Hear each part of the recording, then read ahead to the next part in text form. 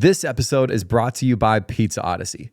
If you're in the Lakeland, Florida area and you're feeling maybe, hey, I'm a little hungry tonight, Pizza Odyssey is the place for you. Honestly, it's become one of my favorite pizza spots here in Lakeland lately, right around the Lake Morton area. They make their own dough, make their own sauce, everything there. It's incredible. You need to go over there, try it. You can get a regular slice or you could try one of their specialty pies. It's incredible. Make sure you head over there and let them know we sent you. Pizza Odyssey in Lakeland, Florida. On today's show, we have a Grammy nominated musician, also the owner of his own record label, here to talk to us about his journey in music and the reggae culture. Come on, welcome to the show, JAH David.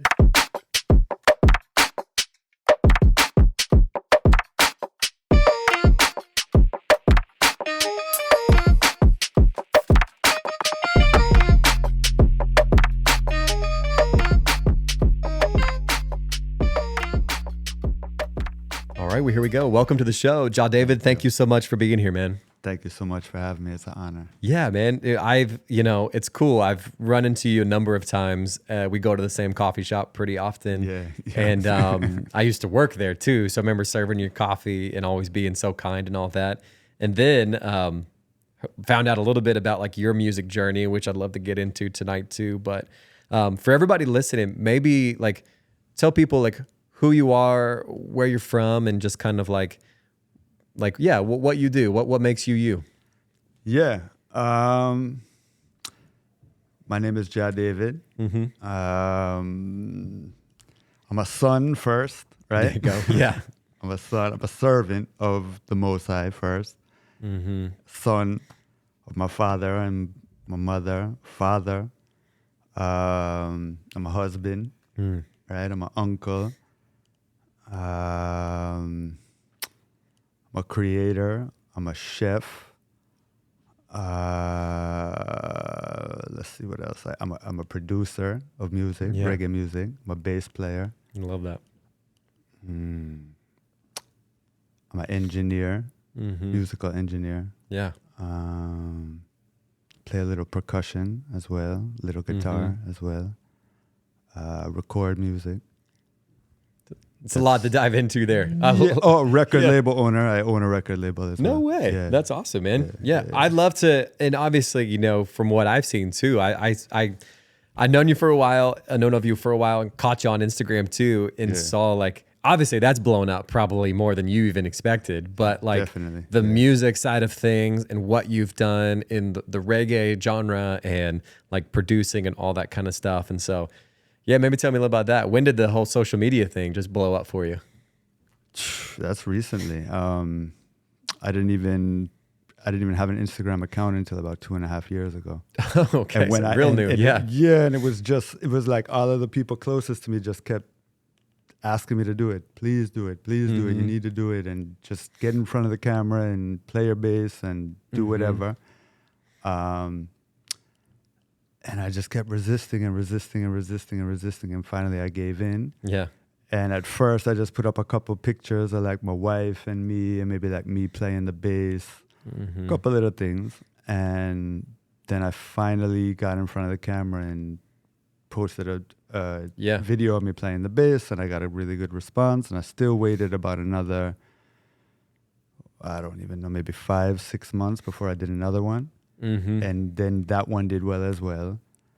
And then I just kept doing it, and it just kept growing and growing. Yeah. Well, you figured it out, dude, especially on the social media side of things, because one, you have a great vibe about you. And then two, like you're really good at what you do. Like and so maybe like let's start that conversation of like what was the journey like for you just in music. Like, I'm sure a lot of people listening to this will go check out the Instagram, go check out your music. Like, when did you get really started in playing bass and just kind of getting involved in music?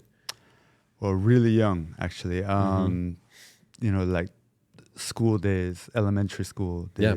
So first instrument was violin. Okay. In third grade. And I played violin maybe a year, maybe 2 years. I can't remember if it was a year or two. I'm sure I learned to read. My memory is not even that great, but I'm sure I learned to read music. Yeah. But it was all kind of like a journey for me to get a guitar in my hands, because what I really wanted was a guitar. And my parents told me if I take violin in school and I do well enough, they'll buy me an That was the acoustic guitar. reward. Yeah, that Yeah, was I've heard like that one the before. Yeah. graduation present, like That's cool. that type of thing. So shortly after they got me my acoustic guitar, I just abandoned violin altogether and that whole thing. And then I just kind of took a couple of lessons, but I mostly kind of went into it just by ear and teaching myself. And I taught myself guitar and played in like rock and roll bands from basically junior high school through high school. Yeah. And, you know, that was like playing, I was in a Rush cover band. I don't know if you're familiar with the band Rush. 100%, yeah. And I was the guitarist, so it was like a trio. Yeah. You guys had a great drummer then, right? All right, so you know. Yeah, we you really had did. to. We had a prodigy drummer, and that was his vibe was Rush. The bass player was like a Geddy Lee. You know, he was amazing on the bass, and he sang as well. And then I played the guitar, and so I did that through high school. And towards the end of high school, I really started getting into reggae more, Rastafari culture as well. And I guess I just decided I would be a better bass player. I never really even messed with the bass too much. Yeah, I just started hearing in the reggae music, like the bass was really speaking to me. Yeah. And I was feeling like this is something that I could get into. You know, so I basically abandoned the guitar, got a bass. Even before I left Rhode Island, and with my childhood friends that I also was getting into Rastafari with, we started playing reggae music. That's awesome, man. From Rush to reggae. That's crazy. Yeah. I mean, I was always listening to, I mean, not always, but I was listening to reggae from, I was probably 8 though. Bob Marley and So like for me, in a similar way, I remember I had a guitar in my hand like in elementary school. It was very early on. Like I remember taking lessons at first. It was very classical guitar, and I was like, man, Mom and Dad, I want an electric. Like I wanted an electric guitar. Me too. I wanted to rock. You know, you want to make noise. Yeah. And I remember the first one I got was like a PV, like red electric Stratocaster looking kind of guitar. Nice. And going for it. And then like, through middle school, high school, and a little bit after that, I played in bands, but we were more like the heavy metal side of things. Like that was like popular at the time too, like screaming and like the heavy stuff. But I actually like, and I know you and I've talked about this just hanging out, but my dad, who's super into music too, I grew up with him listening to a lot of like old punk music and reggae music at the same time. So it was like, and I think kind of a lot of that stems from like the Bad Brains, which I'm sure you're familiar with. Not heavily familiar, but familiar enough. Yeah. I've seen them live. I've met them. They signed my shoes. It was great. It was a whole thing. Yeah. Serious. But they did both, and it was like, oh, this was cool to see punk and reggae happen at the same time, and that really opened up my world to Bob Marley and Third World and all of that. And so was it for you? Was it just like discovering, like, was it Marley? Was it other things? What kind of got you into immediately? Like, or what do you remember from just being like, oh, I love this? It was Marley. It was Bob Marley from like, I had an older brother who was 3.5 years older than me. Yeah. I have an older brother and he's still here. Give thanks as he's still here. Bless up Jesse, anyway there. And he loved reggae. Well, he loved Bob. He didn't love reggae at that point. He loved Bob Marley. Yeah. And so I basically just got into it through him. You know, I was always an avid music listener. And I would just dig from hip hop to rock to, you know, Bob Marley, jazz as well. My father listened to jazz. So yeah, it was like a really young age for me. It was probably 7, you know, that age. And then thereafter, like shortly thereafter, I heard Bob on rock and roll stations. Like you would hear, I'd be listening to classic rock and you'd hear I Shot the Sheriff, or you'd hear No Woman, No Cry. Yeah. Those kind of songs. So I Bob Marley for me wasn't even really reggae. It was Bob Marley. And I didn't even really understand that he was part of this huge, bigger genre called reggae until probably, I don't know, I was maybe 11, and I got a Reggae Sunsplash VHS video from the public library. There we go. Yeah. Yeah, and I brought it back. It was just had like a dreadlock man on the cover, and it was interesting to me, so I brought it back home, and then I discovered it was bigger than just Bob Marley. Yeah. And that kind of opened me up. Well, that's what's kind of special about him, right? Is I feel like his music really opened up the world to more about reggae music. And I'm sure like for you too, like in that aspect of like the Rastafari culture. Exactly. Of Jamaican culture as well, which is huge, a dominant force in the world, really. So. And like I said, for me, it was more of like listening to punk music, hearing Bad Brains, hearing their version of reggae that led me to Bob Marley. But like when I listened to, I think the first song, I feel like if I'm remembering right, was Is This Love? And I remember hearing that and being like, his music makes you feel a certain type of way where it's just like, no matter what's going on, what like stresses you have, it just is like, you can't be stressed listening to that, Straight, you know? Yeah, you have to. And and that opened up the world for me too, of listening to like, like another big one that I always lean back to is like Third World. Like I remember the great Third World. I think there's this song called Take This Song. I think that's what it's called. But there's a number of them where like they're just so good, and it's like so fun, you know? Very progressive reggae. Yeah. Third World. Yeah. Great reggae band. Yeah, and so for you, like I'm curious, like when you found that out and that opened up a world for you, like part of that was, and I know this is probably like a bigger conversation too, but like the Rastafari culture too, was that just like a part of it? It was like, oh, this is just something you'd been like looking for, or just felt like you fit in, or felt like this was a part of who you were? I think what it is, I grew up, I am of Jewish nationality. So I grew up as a Jew. I was bar mitzvahed. But my Jewish experience was very cultural and even secular in a way. So I never really, like the God creator concept was never really enforced in my household like that, or chucked on me in any way. Sure. So I never really, even going through, learning to read Hebrew, growing up in the temple, I never really pondered this God of Israel or the creator or anything like that. So I think it was all just serendipitous. It was kind of like when I started pondering these things was the same time I was getting into reggae music. Yeah. And then I started digging deeper, but I was digging through the spectacles that I was being exposed to in that moment, which led me to Rastafari. Yeah. What's interesting, and again, I know this is such a deep conversation that if it doesn't make sense to talk about here, but like I remember like when I first found out about Marley, like I enjoy reading. I remember I read the book, like I read his book about his life and his journey and his experience and all that. And if I remember right, I feel like there's probably some like almost connections or like similarities to Judaism that there is to Rastafarianism in a way. Is that right? And Christianity. I mean, we basically embrace the New and the Old Testament. Gotcha. So okay. It's similar to everything, basically. Yeah.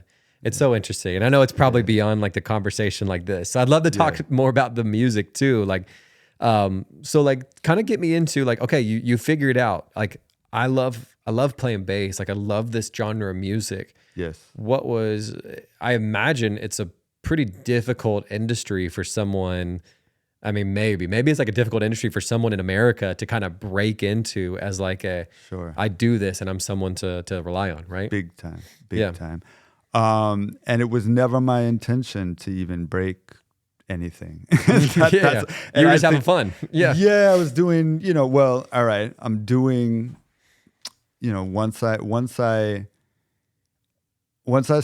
realized my place slightly, I'm still realizing my place, but in the universe and creation, like in terms of seeking a creator, and he created me and these kind of things and gave me what I have and sustains me and these kind of things, then I realized like, well, wait, this gift I have for music is really from him and for him.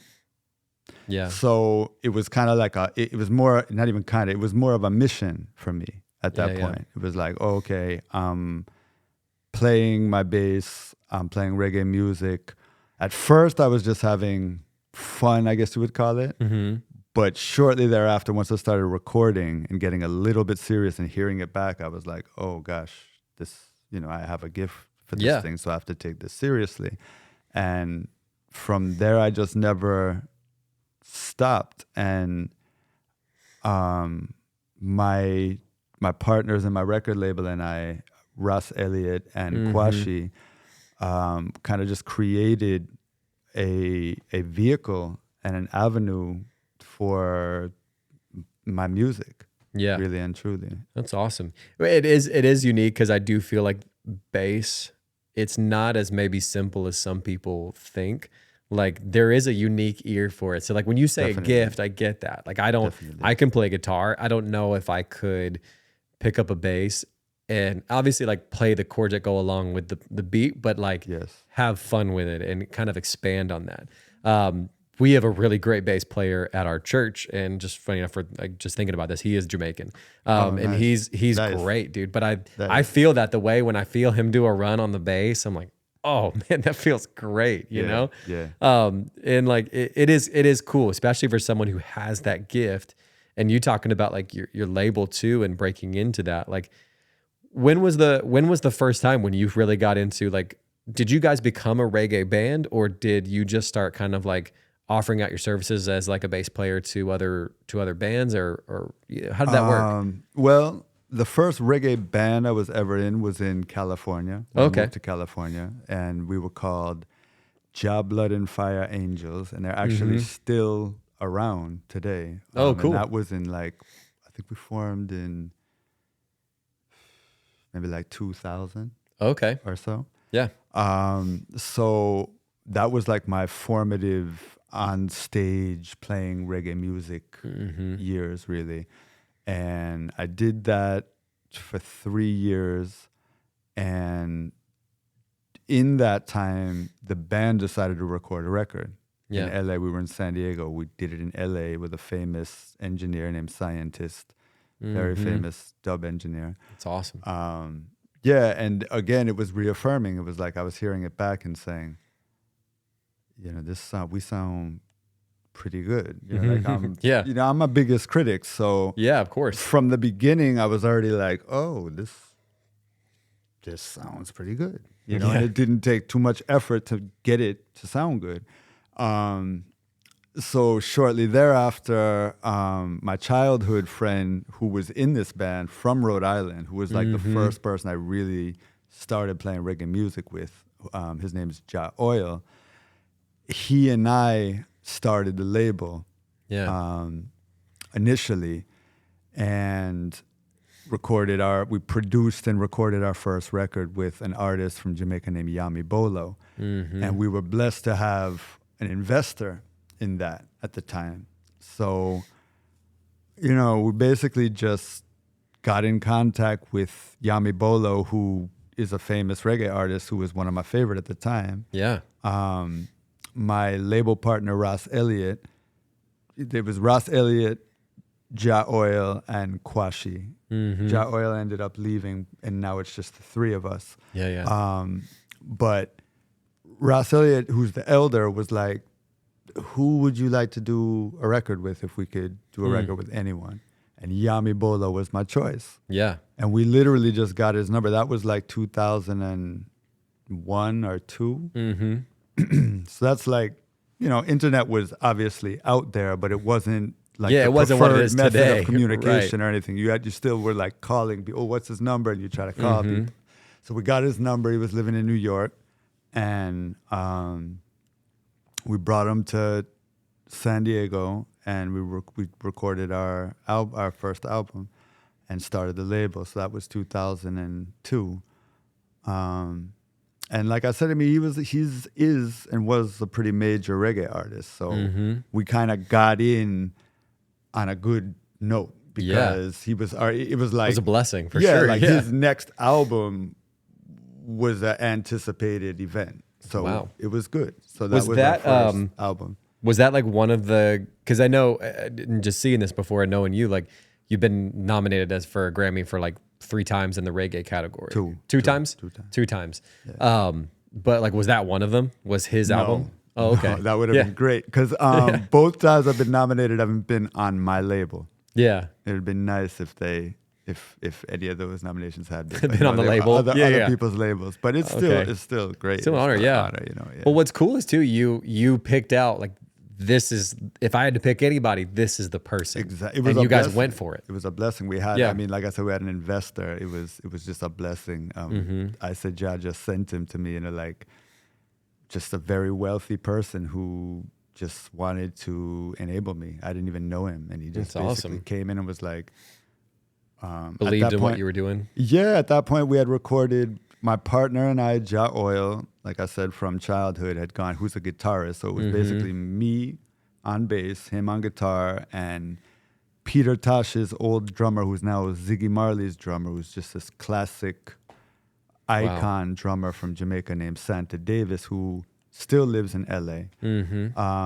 And we had links to him. So it was just the 3 of us. We went in and recorded, I think, like 5 tracks. It was just bass, guitar, and drums. No percussion, anything like that. But a real nice studio. And we funded it ourselves. Like, we were going to initiate this label even before the investor came in. The investor came by my house. Random relative brought him by. And he just asked, let me hear your music. And I played him the rough tracks from that session, the initial session, just drum, bass, and guitar. And he was like, oh, this sounds amazing. And this is, and what are you going to do? And I said, I don't know. Eventually we'll probably contact a singer and figure out something and whatever, try to do an album. And he just got very direct and was like, well, what do you think you'd need? And who would you contact? And he basically just gave me the money. And it was, that's awesome. Tens and thousands of dollars. So it was a blessing. We were able to, we spent way more than we needed to. You know what I'm saying? Like, but you got off the ground so well. Like, definitely. Which not a lot of people probably get. I feel like that's actually a question that most people would have of like someone who has their own like label in what you guys do. Like, what is that like? Like now being years past that, I'm sure as the tables turn where people are coming to you guys to record and to get off the ground. Yes. Oh yeah, sure. That's how I make a living now. Basically, it's not from record sales from my label. And we have a lot of albums. We have the label alone has about 35 albums or so at this point. And it's not the record sales that I live from at all. It's the work that I get as a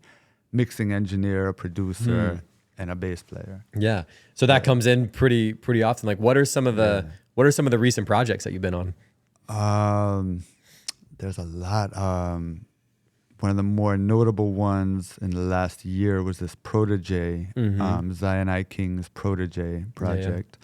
Zion I King's is my production team. Okay. It's myself, Tippy, I-Grade from St. Croix, and Andrew Moon Bain he's from all over, but he lives in Massachusetts. Yeah. So it's the 3 of us, and we've produced music together. This is separate from my label. We all 3 of us have our own labels, but we produce together. We're a production team. Yeah.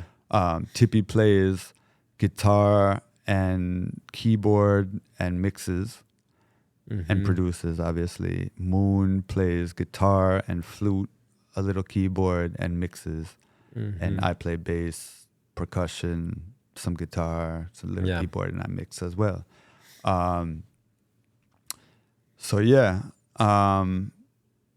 Where was I there? I know you can cut this, right? No, it's good. We don't need to cut it. Where was I going? It's just fun conversation. But no, just talking about like the like journey of like having your own like like you were talking about, like it's not necessarily the label, it's like what you're doing as an engineer of like what continues to. I remember you were asking me the projects. Good projects.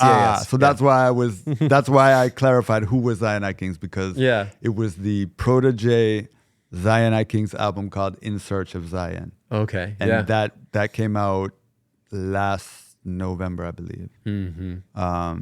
Did really well. So that's one. This year we released a rhythm segment called the Full Bloom Rhythm, which is like a various artists compilation that came on my label. Oh, cool. Zion I Productions, or our label, Zion I Productions label. Let me think, what else has come out recently?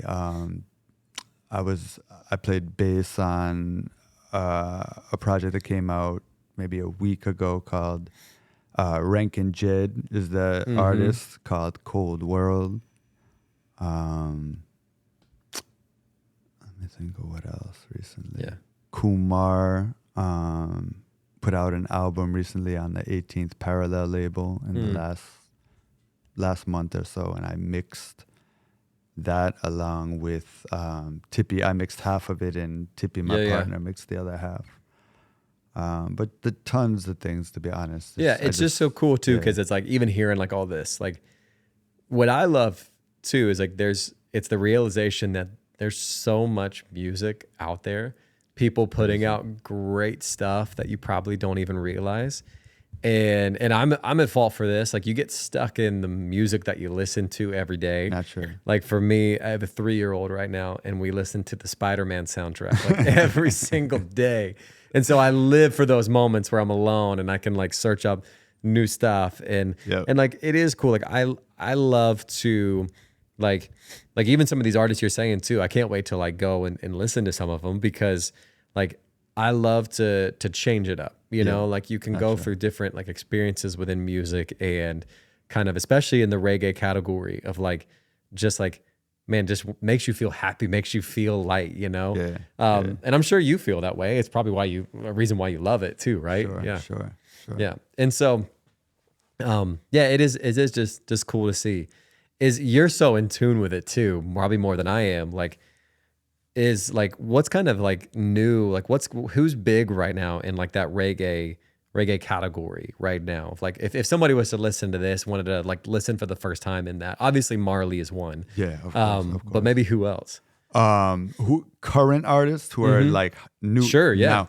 Well, the same Protege who I named, who we did this album in November, last November with, he's definitely one of the biggest. Right. And what's his name again? Protege. Okay, yeah. His Protege. Name. You have Chronics as well. We've also worked with him on a few things. You've got Damian Marley, of course. Oh yeah, dude. Stephen Marley. Those are both children of Bob Marley. It is cool to see how many of his kids went after it too. And now grandchildren. You have Skip Marley too. That's wild. Who's a grandchild, and Joe Mercer Marley, who actually passed tragically maybe 2 years ago, who was Stephen's son. Yeah. So that's also a grandchild. So what's cool, I used to live in like Georgia, and we'd go up to Atlanta all the time. And so when I'd lived there, I've actually we go to concerts all the time, but I have seen the Wailers twice. Like I've seen them up there at 2 different venues. But just such a fun. Like I've seen Bad Brains at that same venue, at one of the venues, but like the Wailers too was just like such a great time. Like going to a reggae show is just it's a different experience too, obviously, and I think that's probably the same with any show you go to, of like being there in person has a whole different feeling about it, you know? Definitely. You feel the bass that you really, if you get a good sound system and a good engineer, you really, really, really feel it. Because it's music it's really meant to be played loud. Yeah. Reggae music is meant to be felt, like in your backbone. You're supposed to feel the bass. You're supposed to feel the drum. You know, like it's meant for that sound system, big speaker. Meant for music. that feel. Yeah, that's what it's built around. That's what it's originated from. is Do being you- played on those kind of systems. Do you still play live at any shows or anything like that? Or is that more occasional now? It's very occasional. I did it for about 10 years or more, probably about 8 years on the road. Mm-hmm. And in the years leading up to COVID, about the 5 years leading up to COVID, it was like constant basic touring for me. I was all over the place. And when COVID came, all of that just shut down. All the clubs, all of the touring, everything shut down. And I just got deeper. I have my studio at my house, and I have for a long time. Mm-hmm. And I got deeper into the production and the mixing, and even relying on that financially. You know? And when everything opened up again, I just didn't want to deal with it anymore. It's not not really something I love, to be honest. The live thing is not something I love. Like all of the traveling, I'm a vegetarian, I'm a vegan, I'm gluten free. This bass that you may or may not have seen me play is like the only bass I play. Yeah. The strings are like 26 years old. Oh, wow. So traveling is just a stress, because sometimes, different airlines, different countries will say you can't bring your bass on the plane, and you have to put it here. I've checked it like maybe twice in my entire life, but it was like some of the most stressful hours of my life, checking my bass. Yeah. But even the prospect of them saying like you might have to gate check it or anything, it just is too much for me. It stresses me out. Well, I'm sure like 2020 allowed you kind of to reinvent it a little bit. Like now the engineering side of things, the studio, and obviously having a family too, that comes into play. It's like, I don't want to be, you don't want to be gone that much, No, I mean, my children are grown, to be honest. So it's just my wife and I. And she's supportive of whatever I do. That's cool. You know what I'm saying? She's not really. So she just doesn't like when I'm stressed. Yeah. And it was stressing me out, to be honest. I get that, man. It was stressing me out. It was a blessing, though. Like, I got to see the world. I got to play music. And when I was in it, like on stage, everything is working as I would like it to. I can hear what everyone I want to hear. And when everything's going right, is some of the greatest moments I've ever had. But it's just everything getting to that moment. It's a lot of work. It's a lot of work. And it seems like it's nothing. It seems like, this is the greatest thing. You get paid to travel, and you get your per diem, you get your this, or you get your that. But you're up there for an hour, and sometimes you're only up there for 30 minutes or whatever. But it's stressful, and sound check. And, for sure. Yeah. Well, what's cool is too, like the world we live in now, like you can still be so a part of the music and the culture and the collaborating with people all around the country and the world. Yeah. And be at your home. It's the greatest thing. That's what I do. I mean, that's literally what I do. I don't even really, I grew up doing sessions like with a drummer and a keyboardist and a guitarist and a whatever. And you lay down that, the initial tracks together, and then you go back and you overdub. Yeah. But nowadays it's like, I just have my drummer in Spain record the drums in Spain, to a click track, and send me the session, and I just start from there. That's wild. And then I play what I play, my bass, my percussion. I send it to my keyboardist Tippy and Moon guitar, and my horn players in Jamaica, O'Keel and Zoe. And then sometimes there's another lead guitarist named Monty that I have from Jamaica play, and everyone's doing their parts independent of one another, and they just send them back. And that's so cool. Yeah. You mentioned that you are like the vegan and vegetarian, like you're vegan and gluten free and all that kind of stuff. Yeah. Is that by choice, or is that part of is that also a part of like the Rastafarian culture? It can be. It is. Well, the best way to answer it is to say, yes, it is, but to varying degrees, I would say. Like we have something what we call ITAL, which is basically like a vegan, plant-based diet. But some people will still put fish within that diet. So that's why I'm saying to varying degrees. I don't eat fish. I haven't eaten just fish completely vegan. Many years. Yeah, like Man. 20 over probably 30 years now or so. Yeah. It's actually funny. Like just before we met, I interviewed which I don't know if you've heard of them. If not, this might change your world. But the guys at Mike and Mike Cupcakes. Have you heard of them? I have heard of Mike and Mike Cupcakes because my wife has a shared office space at Catapult. Oh, that's awesome. Yeah, crazy. So they were literally just here. And that's her industry. Natural food industry is her industry. Oh, really? Yeah. That's awesome. What is it? Well, she has a brokerage, a natural food sales brokerage, basically. So she very cool. Helps stimulate sales for brands at the store level, basically all over Florida for various brands. That's awesome, man. So cool. Yeah, I'm so interested. Obviously, like, I grew up, which actually funny. I really didn't. If I to be honest with you, like I had moments where like I grew up like around church and obviously growing up in the South and stuff like that. I didn't really like, I would say, become a Christian until like probably like college-ish age. And really like the way I'd describe it is like give my life over to Christ. But I remember too, like reading a lot about like the Rastafarian culture and like very, very unique and interesting. I agree. I think there are a lot of like similarities and probably some differences too, but like just in that, like, understand maybe there's less. And it's something I'm very like curious about. Like, and that's what, honestly, that's something I love about like this show too, which I'd love to have is just people of like differing backgrounds, differing beliefs, and like, how do we have a conversation about those and just better understand each other? You know what I mean? Naturally. Which is unique. And what's cool is like, I love that people listen to this, go check out music from your label and go check out some of the reggae music. Cause I think they'll be better for it, Yeah. Well, hey, I know we have just a couple of minutes here too. I'd love for one to kind of roll the red carpet out for you too. Like, what is a way that people could like keep up to date with your music, your label? Like, how do they find more of this stuff? Well, Spotify, Zion I Kings, ZIONI Kings. And then,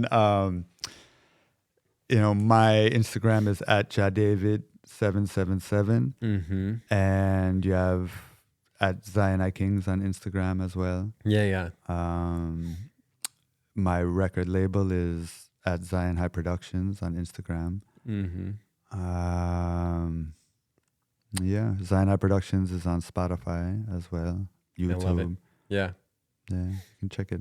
For sure. And please, if you're listening to this, check out some of his music. I remember the first time like really listening to reggae music and coming from like listening to heavy metal or like rock music, like I think you'll really enjoy it. And also it'll be like a refreshing too. Like it's cool to have all kinds of different, like from hip hop to reggae to rock. Like there's so many cool expressions of music. Definitely. Well, the way that I always end out the show is like, with 1 more minute left, what's maybe one thing for people that are listening that you would love to just leave as maybe like an encouragement based on like, your life, what you've gone through in like the music industry and all that, just to leave with somebody who's listening to this feeling inspired? Yes. Basically, I would just say, don't give up. And I wouldn't even if it's not a dream, even if you don't have a dream, because I don't even know if I had dreams. I just know that I knew what I was good at and what came naturally to me. Yeah. And I never stopped.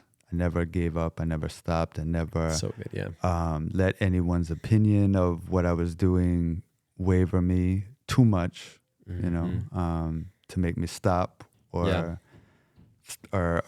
come off my mission. So I would just encourage people to stay the course and have faith and know that even if it doesn't look like things are going to work out for you, you'd be surprised how they will. And that's so good, man. Well, dude, thank you so much for being on. We'll have to do this again someday. Thank you so much. Yeah, of course.